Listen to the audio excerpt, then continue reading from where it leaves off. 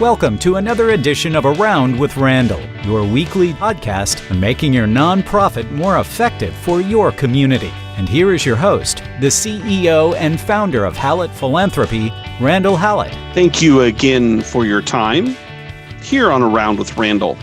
Today, part 3 of our look at campaigns. We started with the important concepts of feasibility study issues. We then jumped into, in the second of the 4-part series, the idea of case development and some of the challenges there. The last 2, we're going to be looking more towards the future and maybe some of the things we should be thinking about that will look and feel a little bit different. Today's subject is all about the idea of a mini campaign and how that maybe contrasts with what we think about in a traditional comprehensive campaign. So let me start by making a definition or creating a definition.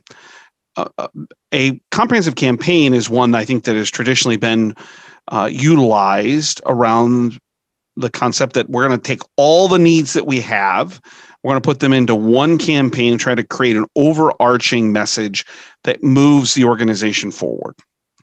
And if you're a large academic medical center or a university or a very large organization, that has some great opportunity, particularly at the highest end.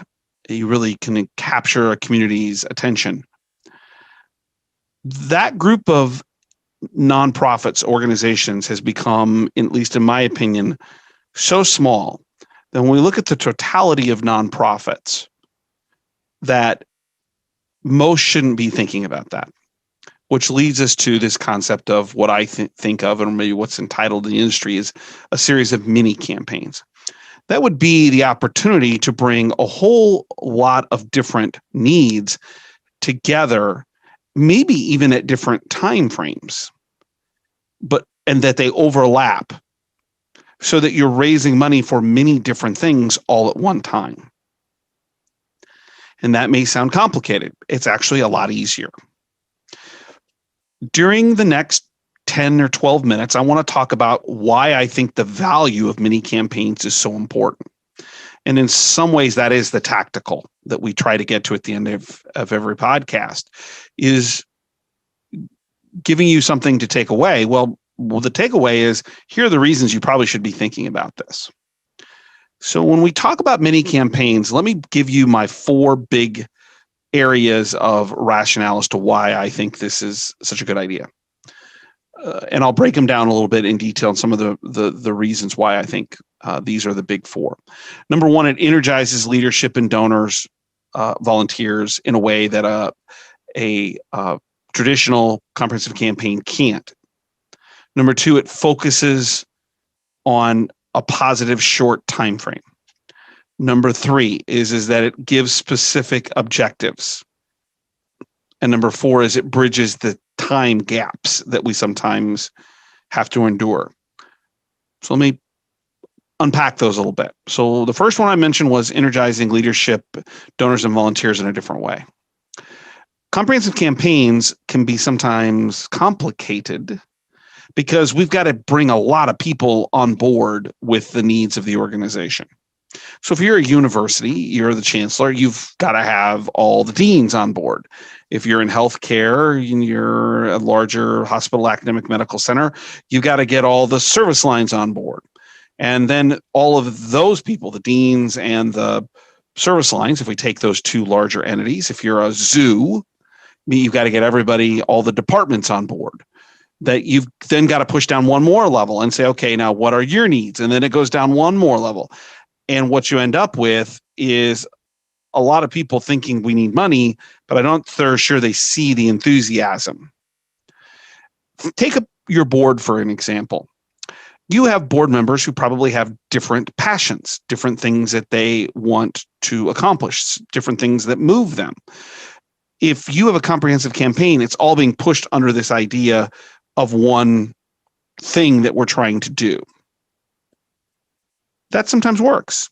I was on the board at the Ronald McDonald House. The whole board said, we're going to rebuild and double the size of the house. So that was a unifying factor. Then that's a comprehensive campaign. But let me give you another example. You got a board, and let's take education as an example.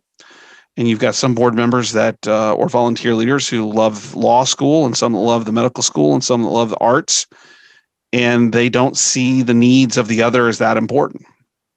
If you were able to run multiple campaigns, mini campaigns, you could energize those board members, those leaders, depending on what their needs are, for the things that are going to benefit them, that move their passion, their emotion. It's able to capture that enthusiasm of those that want to participate in that specific mini campaign area.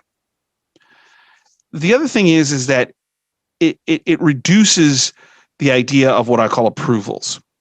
So if we go back to a hospital or to a university, the number of people in a comprehensive campaign that have to approve stuff is a mile long and 5 miles deep and 12 miles wide. I mean, it takes forever. But if you're doing a mini campaign, as long as the organization has the right structure, let's take, again, education. The dean of the law school sets out the priorities. The faculty probably need to buy in. There may be an advisory group that's involved, and the fundraising elements. You can get those people together pretty quickly. Now, if they're moving the law school, that may mean or a building, that may mean they've got to have some master planning process, but it's much easier. It's also driven more for what we're seeing as priority is program support instead of building support. Program support doesn't need a master plan in the sense of where things are going to sit. It's how we use the money to better the service that we're providing. That's endowments, and that's support of the particular needs inside a program, all things you're spending money on or want to spend money on anyway. Also, if you're in a comprehensive campaign and you have an open position or an interim position, that makes it really hard to get people to approve it, and thus there's a slowdown in process. The last thing about energizing leadership, I don't want to forget internal leadership, i.e. fundraisers. Think about the growth opportunity in a mini campaign if you allow a service area, let's say in healthcare, to take ownership for the fundraising effort. So you're raising $3 million for 3 pieces of equipment. That major gift officer, who's probably assigned to that service area or one that could be assigned, really has to take ownership of that effort. And it allows them professional growth. They learn how to do a campaign at a much lower dollar level, lower threshold, but learn the skills of how a campaign sets up almost perfectly. So by doing a mini campaign, energizing leadership is leveraging your volunteers, leveraging your donors in specific areas. It's about getting the community internally, the organization, on board with the right smaller group, get approvals more quickly, and give your foundation, development office, advancement office personnel more responsibility to grow, to prove themselves. All positives. So that was energize. Number 2 is focus on a positive shorter time frame. Faster results. So if you're running 3 or 4 different campaigns and you start showing success in 1 or 2, that result can be articulated out to the community much more effectively and more quickly. It also allows for this idea and the challenge that we sometimes have in comprehensive campaigns of bringing all the goals, the needs together. Shorter time frame for a mini campaign would allow us to only concentrate on the goals that are partitioned as a part of that piece of the organization or that specific effort. And that means it can be set up faster. It can be more effective. We are constantly challenged in the nonprofit world with bigger ideas, and that leaders sometimes can't articulate them and then lay them out in a way that allows us to go fundraise. Well, if you lessen the dollar figure and make it more specific, which we're going to talk about in specific objectives here in a second, it makes it much more conducive to be able to articulate case, because it's a smaller perspective. If I need scholarships for law school students because it's got too expensive, that's easily articulated. If I need a specific piece of equipment to better the care that we have, that's easily articulated. If I want to improve one exhibit in my museum or in the zoo, that's easily articulated. Versus I need scholarships in general. How many? Well, we got to figure that out. Takes too long. Or we need a specific, we need a mass number pieces of equipment. It's a long list. Which ones are most important and how do we articulate those? The zoo needs to be completely redone or the museum. Well, where and how? If we begin to narrow running multiple mini campaigns, what we get is much more effective, shorter time frame in terms of results and in terms of standing up a mini campaign. One way to look at this might be is you may only need about 8 weeks or 12 weeks to set up a campaign, depending on the dollar figure and its approval process. But if you need $250,000, $500,000 or $3 million or $5 million, you can figure out what the money's to be used for. You can get the quote on the price to make sure that it meets. You can get organizational approval. You can do that in fairly short order. You can do your mini campaign plan, so a gift chart very quickly, and you can begin to put names on it. And then you can prepare material, which I'm going to talk about here in a second, the series of one-pagers that are necessary rather than a 50-page book that needs to be approved by 91 people. By week 4, you can begin, or week 5, begin asking for money. It's kind of a silent, quiet phase of a mini campaign. You can see the speed at which things can happen. And that's a real positive. Number 3 is the specific objective. And the advantage mini campaigns provide there is, again, number 1, we really struggle sometimes with need. If you have a mini campaign, it's very directed. Need is much easier identified by internal leaders who are responsible for the use of that particular project, whether it's physicians, faculty, deans, executive directors. It's easier for them to envision what's a little bit lower level in terms of dollar figure, but importance in terms of organizational growth, improvement, whatever that might be. The other thing is mini campaigns give us an advantage when we talk about objectives. Speed is a problem. I think about healthcare. I spent a lot of time with clients there, and the needs that they have are instantaneous. Something comes out that changes the way neurosurgery is done. You can't wait for the comprehensive campaign. That physician saying, I need this piece of equipment, and it should be vetted to make sure that it's appropriate, but I need that piece of equipment now so I can do more procedures. Well, what says we can't build a mini campaign around that particular item? Grateful patients and other donors in neurosurgery, neuroscience could be your platform or your gift chart names that go into it. You have an advocate, which we'll talk about in a second. Why would you wait? Why can't we do that now? If the community needs it, then why isn't that an important factor? Obviously, the bigger the dollar figures, the more that's invested, the longer it's going to take. The other thing is that coming out of the pandemic, I think organizations are struggling to figure out what they need. And as they realize them in sequential order, they don't come all at once.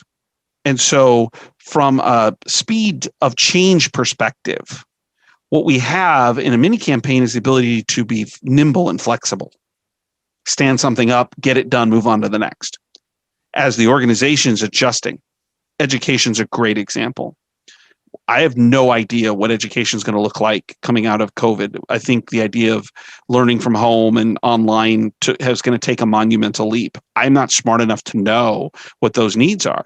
But if I have to wait for a comprehensive campaign 3 years down the road, I'm going to miss opportunity to make changes in our technology, in our delivery, in the way in which we train faculty to do this, all kinds of things that are going to be critically important for service and outcome. Mini campaigns for specific objectives also elevate ownership, particularly with internal leaders. So deans, faculty, doctors, department heads, if they can articulate, I need this, and we can set up a mini campaign around this, then they in some ways have to gain ownership of the efforts to raise the money for this. That's a wonderful alignment improvement. I'm aligning philanthropy with where they want to go instead of me having to make it up. And normally deans, doctors, faculty, department, service line leaders, the department chairs can articulate their area much more effectively at times than they can wider circles. The last thing about specific objective that's really important is if you lower the dollar figure, there's real authenticity in the thought of raising mid-level donor opportunities. If I'm trying to raise $500,000 or $1 million for something, that's much different to a $25,000, $50,000 donor, meaning impact. They can see the value of their gift, than that $25,000 donor in a $100 million campaign. Because from their perspective, they may say, well, my 25,000 is going to make or break 100 million. But 25 or 50,000 could be the difference in $1 million campaign for that piece of equipment. Instead of concentrating, as we've talked about, kind of on the increases in the Pareto principle, the 80-20 being no more effective, 80% of our dollars come from 20% of our people. It's really 95-5. 5% give 95% of the dollars. That puts all the pressure on the top of a gift pyramid. A mini campaign can lower that threshold down to mid-level donors that never have probably had that much engagement. What a wonderful opportunity to build a mid-level donor program towards principal gift opportunities by doing a series of mini campaigns, because they can feel that importance right along with you. The last part of the mini campaign is that I find valuable is it bridges time gaps. We always have something to be raising money for. That's a huge advantage. If you're in education, you could have one mini campaign going for the law school that's just starting, and you could have something almost completed with the School of Music. You could be in the middle of the major gift public phase of the School of Arts and Sciences, and you can do that with healthcare or whatever else. One thing that we struggle with is, do we have enough things to be raising money for? And this always allows for multiple items or needs to be addressed at any one time. It also creates flexibility for the organization to stand up things more quickly, as we've talked about speed. And it also puts pressure down on getting things approved more quickly, which we've talked about. But think about donors who are very vested with one specific thing or one specific area of your organization, and they have to wait constantly for their part of the organization to become a priority. But somebody else always has more power. Many campaigns remove that. For me, as a graduate of a law school that I adore, think about the law school always having a campaign beginning, middle, and end, and then the next one's coming right after that. So the things that I believe in, which is the law school, my connection, are at the top end of my philanthropic priorities. And I'm not waiting when they call and say, well, we've got great things going on at the music school. That's great, but that's not my area of interest. Grateful patients give to their area of care. Alums give to their area where they probably attended or they have an interest. Maybe you're a larger organization and you're doing something with kids versus infrastructure. You can lay this out in different ways and elevate the emotional connection donors have by always having something going in the area in which they're interested. So many campaigns give us an immense amount of flexibility in addressing things like leadership and energizing both donors as well as internal players. It focuses on shorter time frames. I always think about what my mom taught me is that if your goal is too big, it's tough to see the intermediate steps. Well, mini campaigns are the intermediate steps. Those are more easily defined. It gives specific objectives, builds out case more easily, creates internal ownership. And finally, it bridges gaps in time for donors, for internal leadership, for planning, that can all be accomplished by looking at campaigns and fundraising a little bit differently. So just a different view of how we can fundraise and use campaigns to our advantage, give an increased focus to something important, and always give us something to be building relationships for and with the community for the betterment of our nonprofit. Next time, we're going to talk about a different way of looking at campaign counsel that we at Hallett Philanthropy are endorsing that reduces cost and provides a much better ROI for the client, which is at the end of the day all that counts. As always, want to remind you to check out the blogs at hallettphilanthropy.com, or if you want to send me an email, that's Reeks, R-E-E-K-S, if you disagree with me on something, or if you have some subject you'd like me to cover, that's podcast at hallettphilanthropy.com. I conclude this week as I do every podcast. Old Gaelic saying, some people make things happen, some people watch things happen, then there are those who wondered what happened. And in nonprofit work, we're people who make things happen. We work with people who are just like us, who make things happen through our organizations for people who are wondering what happened. And I don't know a better way to spend a career. I don't know how I could be more happy, pleased, content, knowing that the clients that I'm blessed to work with are really changing lives. And I'm glad to be a very, very, very, very, very small part of that endeavor. And I hope you know that your role is much larger and is more important, but just as effective. And hope you feel as good about it as I do. We'll see you next time on the fourth and final part when it comes to campaigns here on Around with Randall. And as always, don't forget, make it a great day.